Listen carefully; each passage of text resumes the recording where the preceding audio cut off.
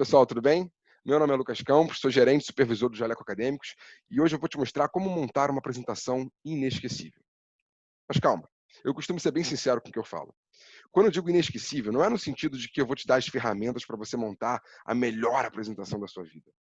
Até pode ser, mas eu não sou tão ganancioso assim. Não é esse o meu objetivo inicial. O que eu vou te entregar são ferramentas necessárias para que você monte uma apresentação que seja inesquecível para o seu aluno, do ponto de vista de que ele não esqueça das informações da sua aula que você deu de forma tão rápida. Porque esse é um dos problemas da atualidade. A gente percebe que muitas das aulas que a gente assiste, elas são esquecidas em pouco tempo. Às vezes até foi uma boa aula, mas minutos, horas, poucos dias depois, eu já não me lembro mais daquele conteúdo. E vamos voltar um pouco no tempo, e eu tenho certeza que não vai ser um desafio para você. Vamos tentar lembrar uma aula que você já teve, que você, sei lá, teve a sensação de que ela não foi tão boa assim. Já aconteceu, né? Esse é o primeiro exemplo. O segundo exemplo é uma aula que você foi assistir, sei lá, talvez de Covid. E aí, sem querer, o professor deixou aparecer lá embaixo. 1/89. Putz. E aí bate aquele desespero, né? Caramba, mais uma daquelas aulas insuportáveis. E se eu te dissesse que lá no primeiro exemplo, o problema geral não estava, às vezes, nas palavras que o seu professor utilizou, nas ideias que ele propagou, na linguagem corporal que ele utilizou, nem mesmo na duração, nem sequer no roteiro dele, e nem na didática, mas sim no modo que ele elaborou os slides. E se eu te dissesse que na segunda aula, lá do Covid, que ele sem querer mostrou que tinha 1/89 slides e que deu aquela sensação de que seria entediante, lotado de informação e até mesmo eterna, foi uma má interpretação sua. Na verdade, não que você interpretou mal, mas você viu aquilo ali e automaticamente você lembrou, caramba, que aula insuportável que vai ser. Porque você puxou da memória todas as outras aulas que tinham de fato 89 slides e todas elas te deram a sensação de que eram entediantes, lotadas de informação e eternas. Mas isso, gente, não é para ser um problema real. Eu vou te provar no final dessa aula que número de slide não é sinônimo de duração de aula. Pelo contrário, você deve botar o máximo de slides que você puder para exemplificar e explicar aquela determinada aula. Não quer dizer que a sua aula tenha 10 minutos, que só pode ter 20 slides. Ah, se tiver 20 minutos, só pode ter 40 slides. Esquece isso. Mesmo que o seu chefe provavelmente te fale isso, não leve como verdade. Obedeça, porque é seu chefe, mas não leve isso como verdade. Apresentações boas não têm limite de número de slides. Só que antes da gente começar, eu queria te lembrar de um conceito também importante. Muitas das vezes, quando você observa algum profissional que você admira, e aí você pergunta, sei lá, para o seu cirurgião que você está acompanhando no internato, e aí você vira para ele e fala, cara, como que você sutura tão bem assim? Ele vai te falar um milhão de motivos, mas com certeza vai sair a palavra prática. É, realmente. Quanto mais eu suturo, melhor vai ser a sutura. Se você vira para um jogador de golfe, por exemplo, e você fala, cara, como que você acerta essa bolinha tão pequena, num buraco tão pequeno, a distância tão longa? Ele vai te falar um bando de motivos, mas com certeza um deles vai ser prática. E assim serve para caso você pergunte para um cara que está, sei lá, brincando de arco e flecha. Como que ele consegue, uma distância tão longa, acertar o alvo vermelho com uma flecha pontiaguda, tão fina? Ele vai te dizer prática. E o mais legal disso tudo é que você conversa com o professor e aí você pergunta para ele como que ele dá uma aula tão bem, e ele talvez te diga a palavra prática. Mas, gente, a diferença que pelo menos eu tenho percebido é que todos esses exemplos anteriores, do, por exemplo, o cara que sutura, do, por exemplo, o cara que atira o arco e flecha, eles erram, modificam e tentam de novo. Ele tacou a flecha no alvo, caiu um pouco abaixo, ele levanta e tenta de novo. Agora, às vezes, eu tenho tido contato com professores que estão dando aulas, que os alunos não estão gostando muito dos slides, por exemplo, e eles continuam praticando, mas continuam praticando de forma errada. Eles não mudam a forma que eles fazem, eles não estudam a teoria antes de ir para a prática. A gente tem essa noção de que, cara, beleza, você é médico, você sabe medicina, vai lá, pode dar aulas para os seus alunos. Quem disse que você sabe dar aula? Quem disse que você estudou oratória, linguagem corporal, como fazer slides? Você até pode ter esse dom e ir lá, beleza, não tem o menor problema. Mas, gente, eu te garanto, a qualidade da sua aula vai ser sim cada vez melhor se você valorizar esses aspectos, principalmente o seu elemento visual que você utiliza quase sempre, que são os slides. Então, tudo na vida é técnica. Tudo na vida é técnica. Você pode virar para Dona Maria, que frita ovos há 60 anos, e perguntar para ela: Dona Maria, como que você faz os seus ovos? Olha, eu frito. Beleza. Mas você consegue ensinar para Dona Maria que não existe só ovo frito, existe ovo cozido, existe ovo mexido, existe ovo pochê, existe regulação de temperatura, qual a marca do ovo, qual a marca da panela, quanto tempo que eu vou deixar ele lá. Tudo isso interfere na qualidade, no sabor final daquele ovo. Mas o problema disso tudo é que muitas das vezes você vai assistir uma aula que você se incomoda com a técnica que aquele professor utilizou. E você não gosta muito dos slides dele. Você olha aquilo e fala: caramba, que slide insuportável. Sabe aquele slide amarelo, com 1 milhão de tópicos em branco, mal tem contraste, você não consegue ver, não tem imagem, é só texto atrás de texto. E aí você fica pé da vida, chega em casa e fala: que aula merda que eu assisti. Respira fundo, dia seguinte, vida nova. Aí você lembra: putz, eu tenho que fazer um trabalho da minha faculdade. E aí como é que você faz? Você repete todo o processo. Você faz exatamente o que o seu professor fez. É por isso que eu te convido a fazer uma pausa nesse vídeo. Vá lá buscar o seu café, porque a partir de agora eu vou te mostrar tudo que você precisa saber sobre como montar de fato uma apresentação inesquecível. Mas como tudo na vida são exemplos, vamos pegar como exemplo uma das top 3 universidades mais famosas do mundo e vamos olhar um slide deles. E aí? Não precisa ler. Eu só quero que você bata o olho e fale para mim. Você gostou? Eu não gostei muito, não. Sei lá, não tem foto, meio colorido demais, muitos tópicos. Achei texto demais para mim. Vamos ver o próximo, então? Esse slide também é de uma universidade super famosa. E ele mostra pra gente isso aqui. Putz, não tem contraste muito bom também. Eu mal consigo ler o que está escrito. Tópicos demais, imagem pequena, não sei. Não achei muito agradável, não. E esse aqui? Esse aqui, acredite, é o CEO de uma empresa que montou esse slide. Você gostou dele? Eu também não gostei muito, não. Achei muito poluído, tem muitos elementos, tem muito texto, não tem animação, eu fico meio sem saber para onde olhar. Mas relaxa, tem como piorar. Esse é o slide se eu não me engano, foi o exército americano que fez num estudo que eles estavam fazendo no Afeganistão e quiseram mostrar para a tropa lá como é que ia ser, enfim, vários aspectos sobre o território. No mínimo, confuso demais. Agora, Lucas, por favor, me mostra um slide de qualidade. Esse aqui. Ah, agora chegamos na perfeição. Tem uma foto, tem textos, título chamativo, tópicos organizados, pouco texto. E aí, gente, bom ou não? Não. Melhor do que os outros? Sem dúvida nenhuma, mas ainda não está perto de estar um slide bom. E sabe qual é o motivo disso? Porque se você mostra esse slide, 90% do que você mostrou será esquecido depois de 30 segundos. Ah, Luca, não é possível. Não é possível, tá exagerando, não é possível que seja tanto assim. É. Gente, se você mostra slides com tantos tópicos, com tanta informação, as pessoas vão esquecer do que você está falando pouquíssimo tempo depois. Ainda mais se for um slide como aquele, complexo, com informações ricas. Vamos lembrar de uma coisa, para eu te provar, eu que sou um cara super interessado em neurologia e horrível de memória, eu quero te provar como que a nossa memória de trabalho é péssima. Eu quero que você se lembre da última vez que você viajou de trem. E aí você estava lá buscando no seu bolso, porque você não lembrava onde você guardou o ticket, mas você acha no bolso de trás o ticket. E você dá uma lida nele para você saber qual é o assento que você vai parar. Beleza, você abre lá e está escrito A49. Perfeito. E aí você puxou o ticket, leu A49, falou A49, guardou no bolso.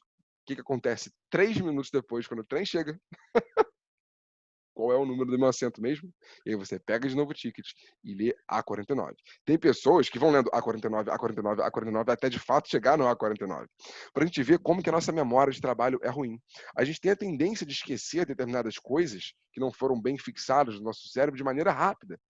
E, gente, acredite em mim, a gente não tem um espaço cerebral diferente para ticket de trem e para slide de aula. A gente tem a memória ruim da mesma forma.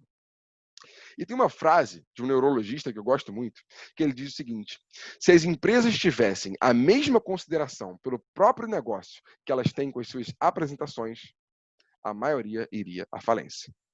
John Medina disse isso. Se empresas tivessem a mesma consideração pelo próprio negócio que tem com as suas apresentações de PowerPoint, a maioria iria à falência. E é verdade. Gente, todo mundo menospreza PowerPoint, todo mundo menospreza a apresentação. E mal sabem eles a importância desses elementos visuais. Agora, então, eu vou te mostrar os 5 princípios que você realmente precisa saber para que você, a partir de hoje, passe a fazer apresentações de maneira agradável. Vamos lá. O primeiro princípio, gente, é uma ideia por slide. Isso é uma informação muito importante, porque tenta lembrar do seguinte: a última vez que você esteve numa festa, você estava lá conversando, segurando um copo na mão, conversando com um cara maneiro, e você estava lá num papo super cabeça, super interessante. Até no determinado momento que você, sem querer, ouve o seu nome sendo chamado por uma outra pessoa. A mulher que está exatamente atrás de você, ela vira e fala o seu nome. E aí, cara, a partir desse segundo, tudo que aquela pessoa estava falando na sua frente passa a conflitar com o que aquela pessoa está falando atrás. Porque agora a sua atenção está sendo dividida ao meio. Peraí, você foi chamado aqui atrás. Deve estar rolando alguma fofoca, alguém deve estar falando algo sobre você. E aí você presta atenção naquela pessoa, presta atenção naquela pessoa, presta atenção naquela pessoa, até que acontece o que você não esperava. A pessoa da sua frente, que você estava conversando empolgada, vira para você e fala: "Você concorda?" E aí bate aquele desespero. O que é que ele estava falando mesmo? Você nem sequer conseguiu prestar atenção. E isso aconteceu porque você teve que, de maneira súbita, dividir a sua atenção. E dependendo do qual for a força dessa segunda informação, se for talvez mais interessante, talvez algo que você não estivesse esperando ouvir, você vai direcionar para lá. E isso acontece também com slides, pessoal. Se eu estou dando uma aula, por exemplo, de, sei lá, glomerulonefrite rapidamente progressiva, e aí eu estou mostrando lá o diagnóstico dessa patologia, e eu resolvo no mesmo slide mostrar o diagnóstico e o tratamento.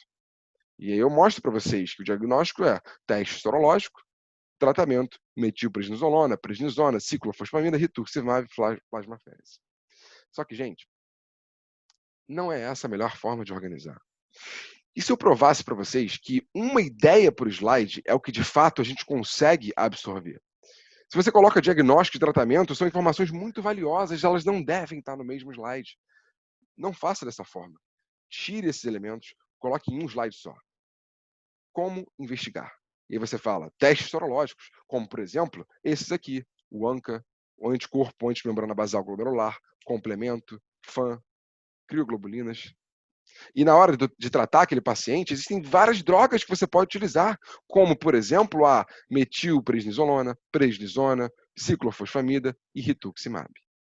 Não ficou muito mais claro? Eu gastei exatamente o mesmo tempo. E eu tenho certeza que a longo prazo você vai fixar muito mais essa informação, porque eu te mostrei uma ideia por slide.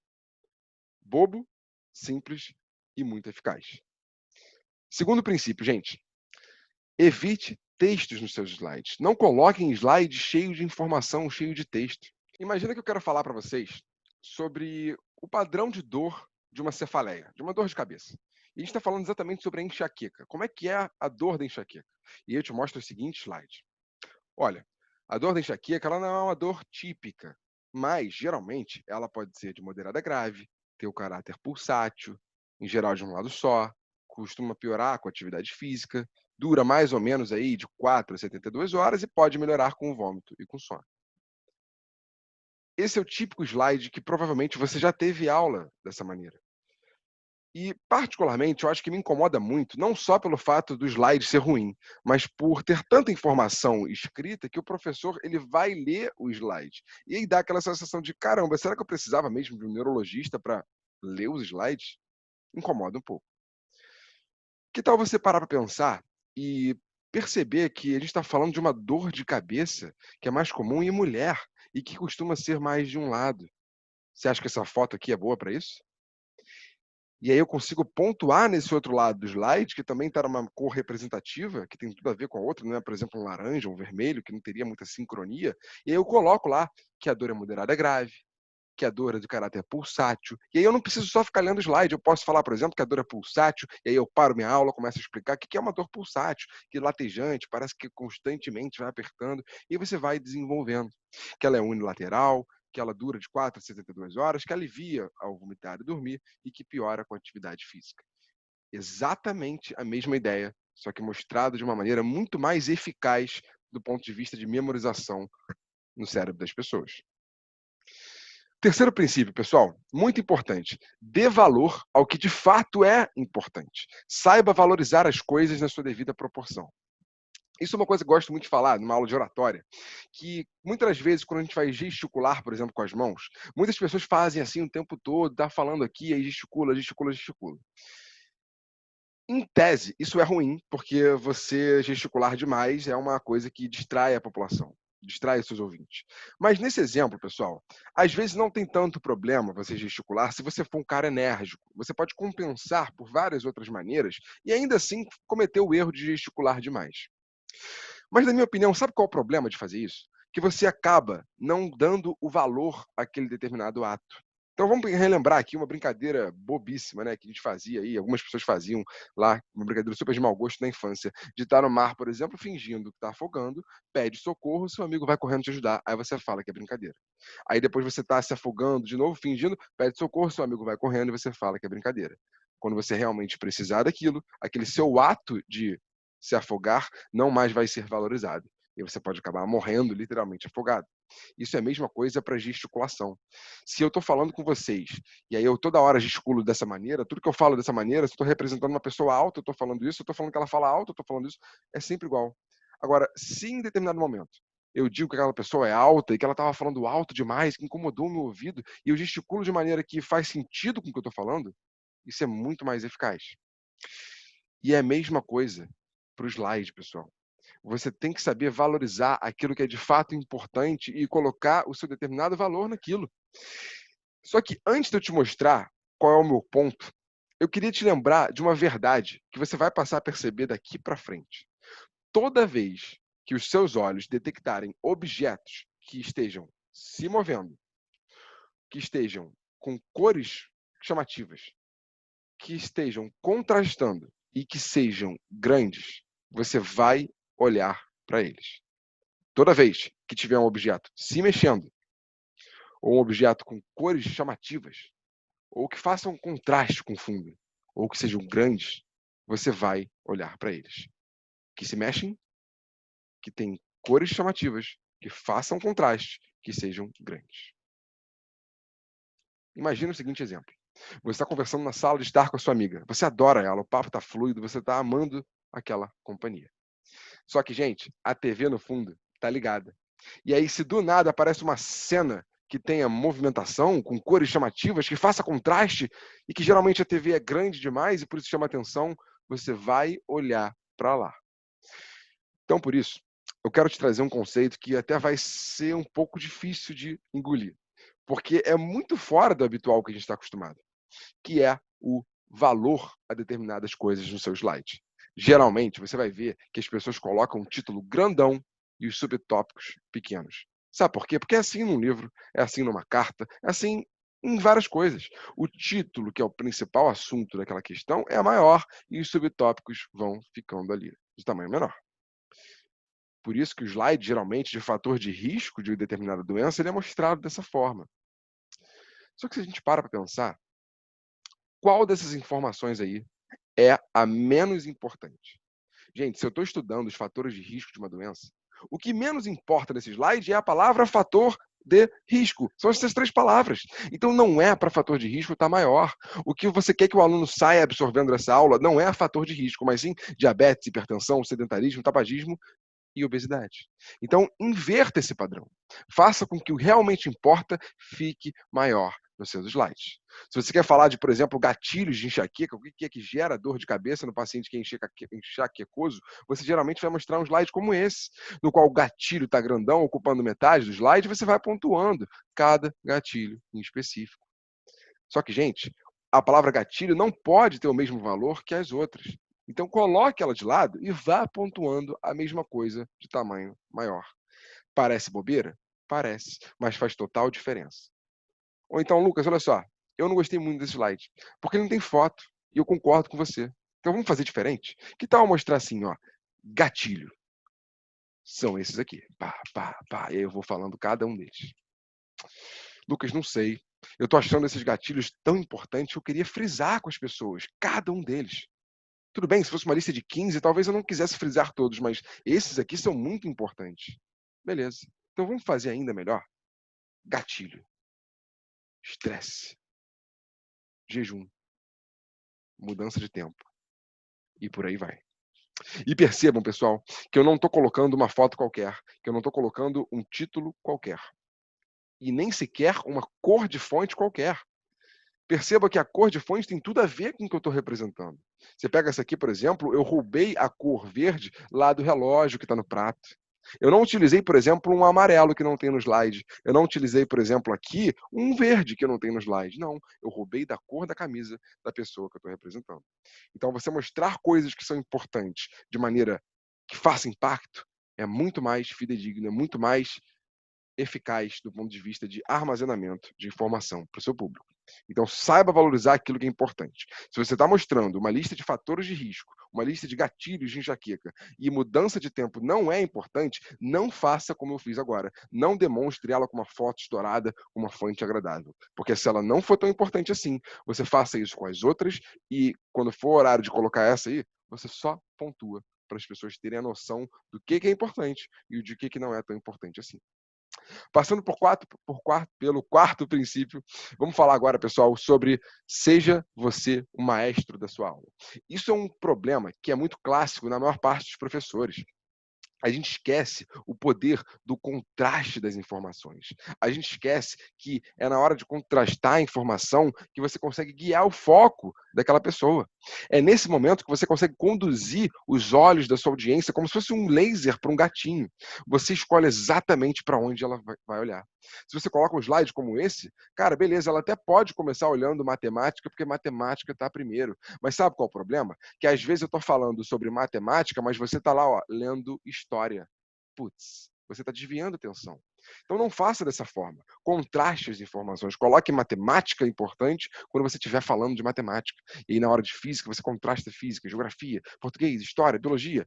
Ou então, você utiliza animações. Você nem sequer mostra as outras, vai mostrando, ó, matemática. E aí agora, física, geografia, português, história, biologia. Vá mostrando as coisas conforme você fala. Olha esse próximo exemplo. Dando uma aula de neurologia, eu quis enfatizar a importância da avaliação da marcha do nosso paciente, ou seja, olhar como o doente anda quando ele chega no seu consultório. E aí tem vários aspectos importantes que você tem que visualizar na marcha dele, como, por exemplo, analisar a virada, os sinais nas mãos, movimento do quadril, largura da base e etc. Não seria muito mais eficaz se eu mostrasse pontualmente exatamente aquilo que eu estou falando? Então, se eu quero frisar a largura da base, eu mostro a largura da base. Se eu estou falando da simetria da altura dos pés, eu mostro a simetria da altura dos pés. E aí você vai guiando o seu aluno conforme você quer. Porque você é o maestro dessa aula. Você que conduz o seu aluno. Você mostra uma foto dessa cheia de coisa, é poluída. Cara, não, eu não quero que ele leia a palavra colédoco enquanto eu estou mostrando a palavra ducto hepático. Eu quero que ele leia exatamente agora sobre visão anatômica, e aí eu vou pontuando com a setinha, com o apontador, ou mostrando no slide exatamente qual estrutura eu estou falando nesse determinado tempo. E assim você consegue fazer com que ele olhe informações que estejam em sintonia, em sincronia com aquilo que ele está ouvindo. E aí a eficácia da informação fica muito maior. E ele absorve a sua aula, e é por isso que eu estou te dizendo que essa é uma forma de montar uma aula inesquecível, porque ele vai lembrar daquilo que você está frisando. Para finalizar, eu queria te lembrar que muitas das vezes, quando a gente vai dar uma aula, a gente tem vários concorrentes. Eles vão surgir. Você está lá dando aula para os seus alunos e vários concorrentes vão entrar em cena daqui a pouco. Lucas, como assim concorrente? Outros professores? Não. Concorrente da sua atenção. A conversa paralela, o sono que vai bater daqui a pouco, o WhatsApp que vai pitar uma mensagem, a vontade de olhar o feed do Instagram ou o feed do Facebook. Agora, o que nunca é para ser o seu concorrente é o seu próprio slide. O seu PowerPoint não pode ser o seu concorrente. Então, por isso, mostre exatamente aquilo que você está querendo frisar. Não deixe que ele leia A enquanto você mostra C, e nem que ele leia D enquanto você mostra B. Mostre aquilo que ele vai ler, fale aquilo que ele vai ouvir de forma sincronizada.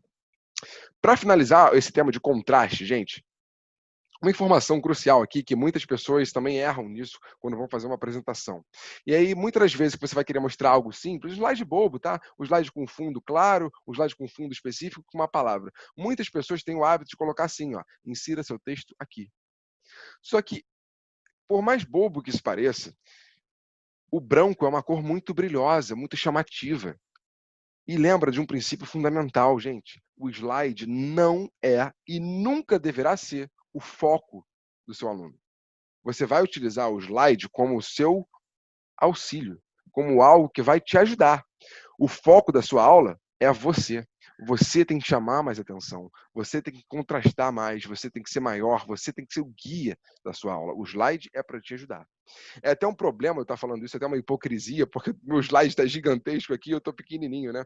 Isso é realmente um problema que a gente enfrenta aí em época de pandemia. A gente não consegue fazer uma aula no qual eu seja muito mais importante do que meu slide. Porque se eu inverto isso, vocês não iam conseguir ler os tópicos que estão no meu slide. Então, essa é uma exceção, tá? Mas fora daqui, fora de ambiente virtual, você tem que estar maior, você tem que ser o guia da sua aula, você vai falar e o slide vai te ajudar. Então, o que eu quero dizer aqui, gente? Se o branco é uma cor muito chamativa e você tem que ser o foco, inverta esse padrão de cor. Deixe que o seu slide seja mais escuro, a informação chame atenção e você seja o astro principal. Partindo para o último princípio, que é exatamente de não mostrar muitos itens de uma vez só. Ué, Lucas, você está falando a mesma coisa, da gente colocar lá animações? Não, gente, não é só isso. O que eu quero dizer agora é em relação ao número mesmo de itens. Dá uma olhada nessa foto aqui. Se eu peço para você contar quantas bolas tem, você vai lá 1, 2, 3, 4, 5, 6, 7, 8, 9, 10, você demorou certo tempo para contar isso. Beleza. Se eu te mostro essa foto aqui, 1, 2, 3, 4, 5, 6, 7, você demorou um outro tempo para contar.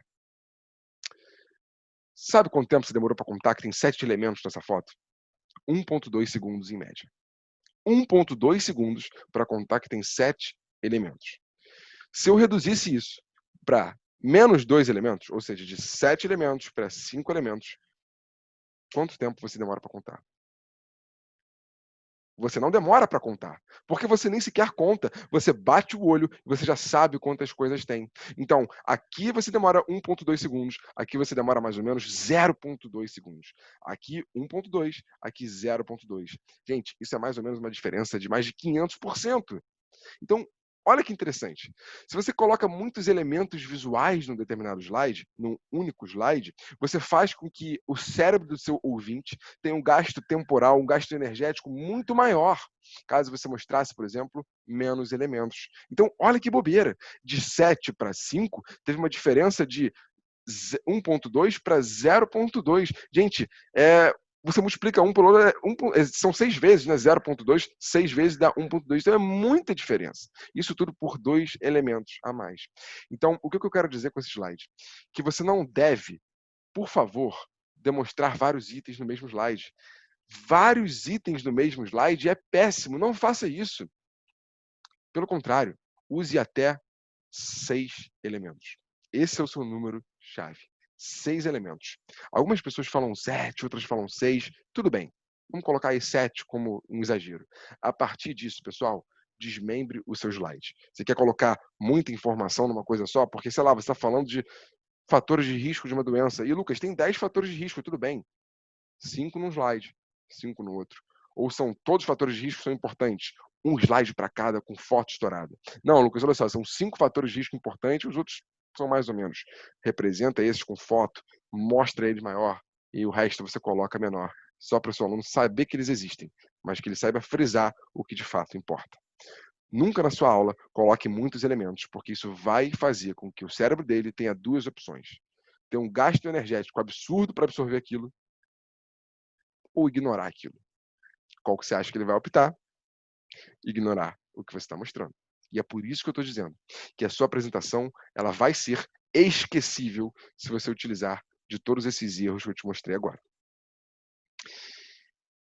E para eu finalmente terminar e agradecer a vocês por toda a atenção que vocês tiveram até agora, eu queria voltar lá para aquele segundo slide, no qual você olhou e falou: caramba, 1/89, que aula eterna, que aula insuportável que vai ser. Gente, eu espero que você não tenha tido essa sensação, porque essa aula tiveram 89 slides. E aí eu te pergunto, foi essa a sensação que eu gerei para você? Número de slide é exatamente igual a número de tempo? Essas coisas são sempre compatíveis uma com a outra? Ou será que, pelo contrário, eu consigo mostrar informações mais detalhadas, mais focadas, se eu dividir uma ideia por slide? E é por isso que eu mostrei para vocês todos os 5 princípios que vocês devem utilizar daqui em diante em todas as suas apresentações, para fazer com que ela de fato seja inesquecível. Obrigado pela atenção e até a próxima. Um abraço.